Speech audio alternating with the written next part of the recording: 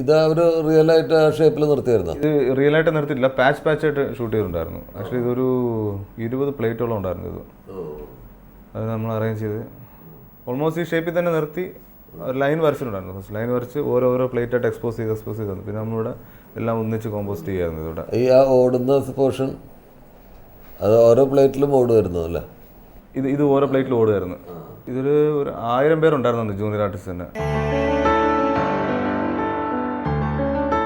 അത്രയും ആളുകൾ ഉണ്ടായിരുന്നു അതിൽ? ഇല്ല, ഇത് ഏകദേശം ഒരു 800 പേര് വെച്ച് ഷൂട്ട് ചെയ്തായിരുന്നു. ഇത് 800-1000 പേര് വെച്ച് ഷൂട്ട് ചെയ്തത്. ഒരു 20 പ്ലേറ്റോളം ഉണ്ട്. ഇത് കണ്ടു കഴിഞ്ഞാൽ ഒറ്റ ഷോട്ട് പോലെ വന്നത് പല സ്ഥലത്തായിട്ട് നിർത്തിയെടുത്ത്. അപ്പോൾ ഒരു ഉള്ളതിൻ്റെ 20 ഇരട്ടി ആളാക്കി മാറ്റി.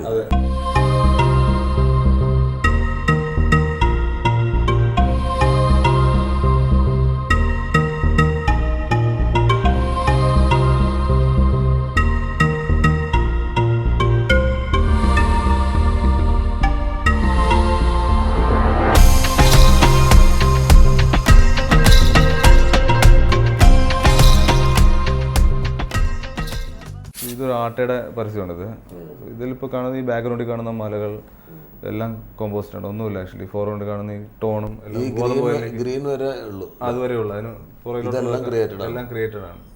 ഇതിന്റെ ടോണും ഫുൾ ക്രിയേറ്റഡ് ആണ്. ഒരു ഗോതമ്പ് ഓയിലിന്റെ ഫീലാണ് വേണ്ടത്. അപ്പോൾ ഇതെല്ലാം ഭയങ്കര ഗ്രീനിഷ് ആയിരുന്നു. ഫോർഗ്രൗണ്ട് ഇതെല്ലാം ഫുൾ മാറ്റി ഒരു ഗോതമ്പ് ഓയിൽ കൊണ്ടുവന്നതാണ്. എല്ലാം ഒരു ഗോതമ്പ് ഓയിലിന്റെ ഫീലിലേക്ക് മൊത്തം കൊണ്ടുവന്ന ബാക്ക്ഗ്രൗണ്ട്. അത് എന്ത് ക്യാമറയിലാണ് വർക്ക് ചെയ്തിരിക്കുന്നത്? ഇത് മൈലോ ക്യാമറയിൽ ഷൂട്ട് ചെയ്തത്. മൈലോ. എന്താണ് ആ ക്യാമറയുടെ മോഷൻ ക്യാപ്ചർ? Same movement. ഇപ്പോൾ ഫുൾ ഒരു സിംഗിൾ ഷോട്ടാണ് ഇത്, 30 seconds കമേഴ്ഷ്യൽ. ഇതേ മൂവ്മെന്റ് വീണ്ടും അടുത്ത് ഇന്നൊരു നയൻതാര വേറെ ഡ്രസ്സിൽ ഇതേ മൂവ്മെന്റ് വീണ്ടും ഫോളോ ചെയ്യുക എന്നുള്ളതാണ് ആ ക്യാമറയുടെ പ്രത്യേകത. ക്യാമറ ഫിക്സ് ചെയ്തിട്ട് ടൈമിംഗ് അല്ല, സെയിം ടൈമിങ്ങിൽ വീണ്ടും അതേ ഫോളോ ചെയ്യും, സെയിം XY ആക്സിസ്. സോ ഇതിൽ ഒരു ക്യാരക്ടർ മാത്രമേ ശരിക്കും ലൈവിൽ ഷൂട്ട് ചെയ്തിട്ടുള്ളൂ. ബാക്കിയെല്ലാം അതേ പോർഷന് ഗ്രീൻ മാറ്റിൽ ഫോളോ ചെയ്ത് ഷൂട്ട് ചെയ്തിരിക്കുന്നത്. ഞാൻ 1-2 സിനിമകളിൽ ഞാൻ വർക്ക് ചെയ്തിട്ടുണ്ട്. ഞാൻ വർക്ക് ചെയ്തിട്ടുള്ള ഏറ്റവും നല്ല ഇതേപോലെ ഒരു പോസ്റ്റ് പ്രൊഡക്ഷൻ ടെക്നീഷ്യനാണ് സുനിൽ. എനിക്ക് പേഴ്സണലി അതിൽ ഇപ്പോൾ സാഗർ എലിയ ജാക്കിയിലൊരു ട്രെയിലർ ഉണ്ടായിരുന്നു. അപ്പോൾ ആ ട്രെയിലറൊക്കെ സുനിലാണ് അതിൻ്റെ പോസ്റ്റ് ചെയ്തിരുന്നത്. സാഗർ എലിയ ജാക്കിയുടെ ടൈറ്റിൽ സുനിൽ ആൻഡ് ടീമായിരുന്നു ചെയ്തിരുന്നത്.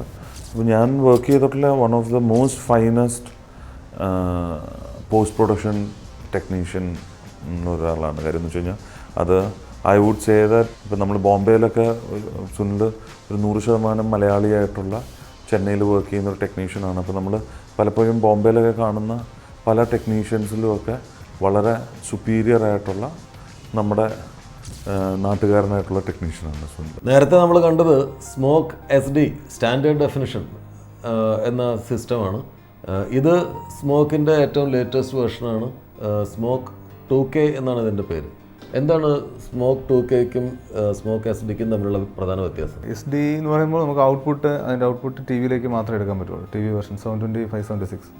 ഇത് നമുക്ക് സൈമിൾട്ടേനിയസ്ലി തിയേറ്ററിലേക്കും കൊടുക്കാം, TV യിലേക്കും കൊടുക്കാം ഒരു പരസ്യം ചെയ്യാനായി. പക്ഷേ ഷൂട്ട് ചെയ്യുന്നത് HD ക്യാമറകളിലോ അല്ലെങ്കിൽ അലക്സ അല്ലെങ്കിൽ റെഡ് അതുപോലുള്ള ക്യാമറകളിൽ ഷൂട്ട് ചെയ്യണം.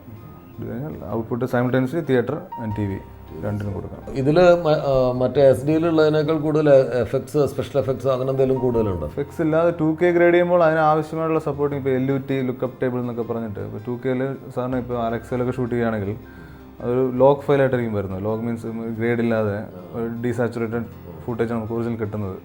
സോ അതിന് നമുക്ക് ലുക്കപ്പ് ടേബിൾ ഉണ്ട്. അത് ഇട്ട് കഴിഞ്ഞാൽ ഒറിജിനൽ അതിൻ്റെ കളറിലേക്ക് കൊണ്ടുവരാനായിട്ടും ഒക്കെ ഉള്ള പ്ലഗിൻസ് ഉണ്ട്, അങ്ങനെയുള്ള കാര്യങ്ങൾ.